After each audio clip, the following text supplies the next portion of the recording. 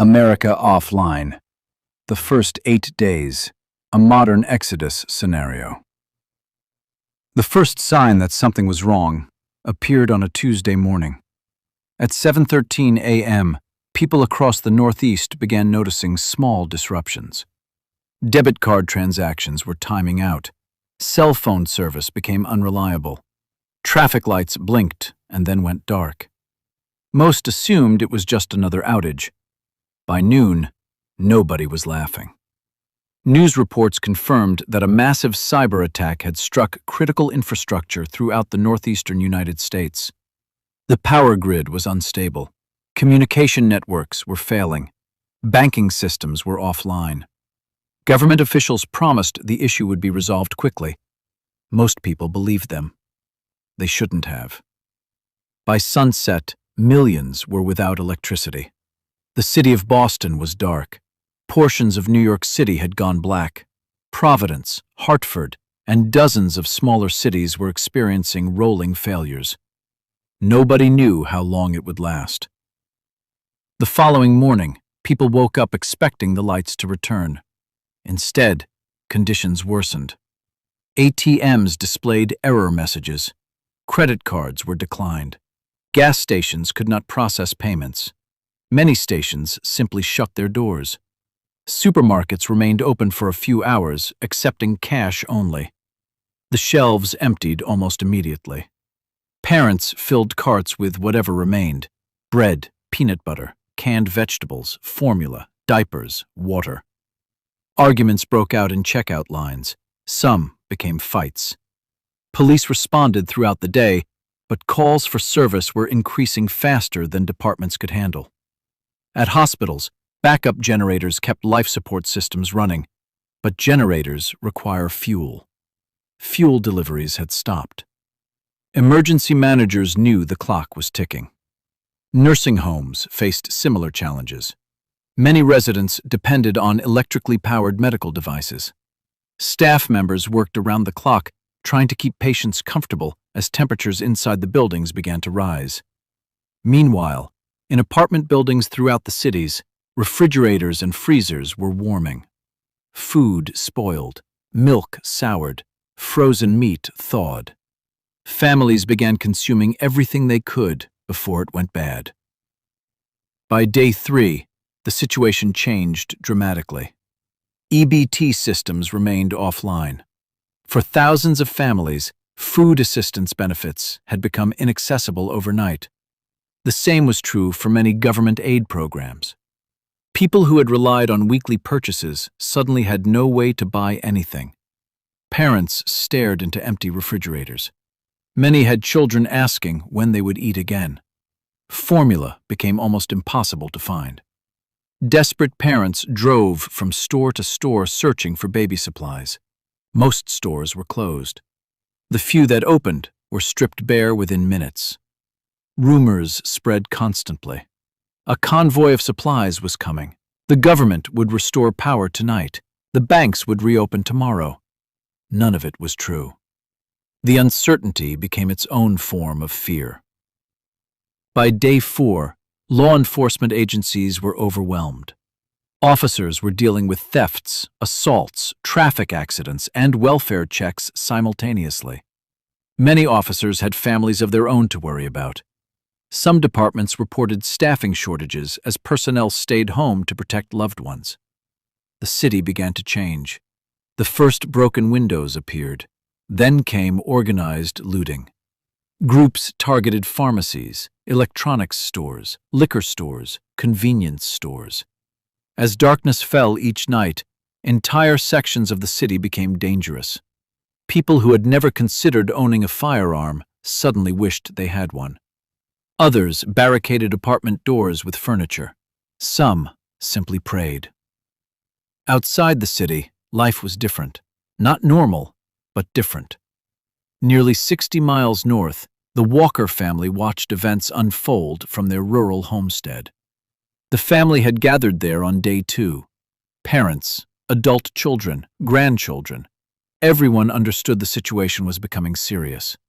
The homestead had a garden, a hand pump well, several months of stored food. chickens, a backup generator, firewood. They weren't wealthy. They were prepared. As radio reports grew worse, the family began implementing plans they had discussed for years. Fuel was inventoried. Water containers were filled. Equipment was checked. Everyone received responsibilities. The adults established rotating security watches, not because they wanted trouble, because they expected it. By day 5, reports began emerging of people leaving the cities. At first it was individuals, then families, then entire neighborhoods. Some traveled to stay with relatives, others simply drove until they ran out of fuel. Roads leading into rural areas became increasingly busy. The Walker family noticed unfamiliar vehicles traveling roads that were usually quiet. A sense of unease settled over the property. Nobody said it out loud at first, but everyone was thinking the same thing. What happens when desperate people arrive? The answer came sooner than expected. Late on the evening of day 6, headlights appeared at the end of their driveway. A pickup truck rolled slowly toward the house. A woman stepped out. Her husband and 2 young children remained in the truck. They weren't violent. They weren't criminals. They were simply desperate. They explained that they had come from the city. They had a little boy, 5 years old, and a girl, only 3. No food, no fuel, no idea what to do next. The Walker family shared what they could. Some canned goods, 5 gallons of gas, water, directions to a church relief center rumored to be operating 50 miles away. The family left peacefully, but the encounter changed everything, because it proved what they already suspected. People were coming. More arrived over the next several days. Most were respectful, some were frightened, a few were aggressive. Water was left at the end of the long driveway. No trespassing signs were made. Word travels quickly during a crisis. People notice generators running, wood smoke rising, livestock in fields, gardens producing food. Prepared families become visible targets. The Walker family reduced generator use. They covered windows at night. Vehicles were parked out of sight. Conversations became quieter. Nobody wanted attention. Back in the city, conditions continued to deteriorate. Hospitals were transferring patients whenever possible. Nursing homes struggled to maintain operations. Food distribution centers had become gathering points for thousands. Fights were common. Security was stretched thin. Many residents realized they were only meals away from starvation.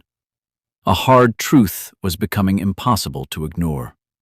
Modern society depends on systems most people never think about.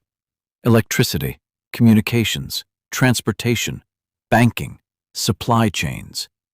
When those systems fail, normal life disappears frighteningly fast. By day 8, federal authorities announced that portions of the grid were slowly being restored. Repairs were underway. Resources were moving. But recovery would take time. Weeks in some locations, months in others. The crisis would eventually end. Most crises do. But the lessons would remain. Families who had prepared experienced hardship. Families who had not experienced catastrophe. The difference was measured in simple things: stored food, stored water, backup power, medical supplies, skills, community, a plan. As the sun set over the Walker homestead on the 8th evening, the family gathered around a simple dinner. The world outside remained uncertain, but for the moment, they were safe. Preparedness had not made them rich. It had not made them invincible. It had simply given them options when others had none. And in a crisis, options can mean everything. The question is not whether a disaster will happen. The question is whether you'll be ready when it does. Because someday, somewhere, the lights may go out. And when they do, what happens next will depend largely on the choices you make today.